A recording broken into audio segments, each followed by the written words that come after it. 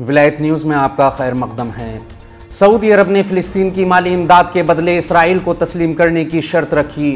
गासिब सहयूनी रियासत के साथ सिफारती ताल्लुकात शुरू करने के लिए बेचैन आले सऊद ने फ़िलिस्तीनी अथॉरिटी को माली इमदाद शुरू करने की पेशकश की है। एक अमेरिकी मजल्ले ने इस सिलसिले में सऊदी हुक्काम के हवाले से खबर देते हुए कहा कि रियाज ने फ़िलिस्तीनी अथॉरिटी को माली इमदाद दोबारा शुरू करने की पेशकश की है ताकि तल अवीव के साथ रस्मी सिफारती ताल्लुकात कायम करने के लिए उनकी हिमायत हासिल की जा सके। सहयूनी हुकूमत के साथ ताल्लुकात को मामूल पर लाने के लिए सऊदी अरब को एक मुआहदे पर दस्तखत करने के लिए अमेरिका की तरफ से मजबूर किए जाने की खबरों के बाद अब ये इत्तलात हैं कि रियाज इस मामले से फ़िलिस्तीनी अथॉरिटी को मुतमईन करने की कोशिश कर रहा है।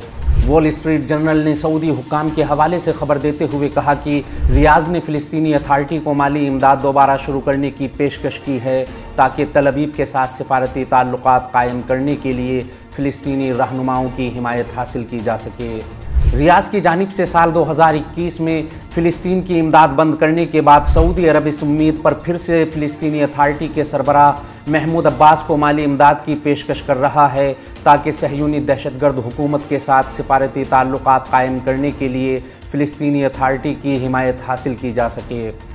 दूसरी तरफ इस माली इमदाद की पेशकश के साथ रियाज उन मुंतक़दीन को भी खामोश करने का इरादा रखता है जो कहते हैं कि सऊदियों ने सहयूनियों के साथ ताल्लुकात मजबूत करते हुए मसला फ़िलिस्तीन को तर्क कर दिया। इस रिपोर्ट के मुताबिक फ़िलिस्तीनी अथॉरिटी के सरबराहान इस बात पर तबादला ख्याल कर रहे हैं कि सऊदी अरब की तजवीज़ को कबूल किया जाए या नहीं। जल्द ही आज़ाद फ़िलिस्तीनी रियासत के क़याम पर बातचीत के लिए फ़िलिस्तीन का एक आला सतही वफ़द रियाज पहुँचेगा।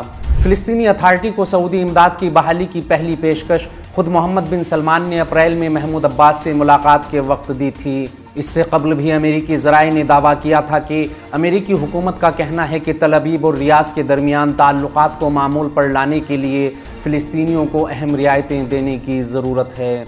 इस खबर में फ़िलहाल इतना ही। कौमी, बैनुल अक़वामी और आलमी इस्लाम की अहम खबरों से बाखबर रहने के लिए विलायत न्यूज़ से जुड़े रहिए।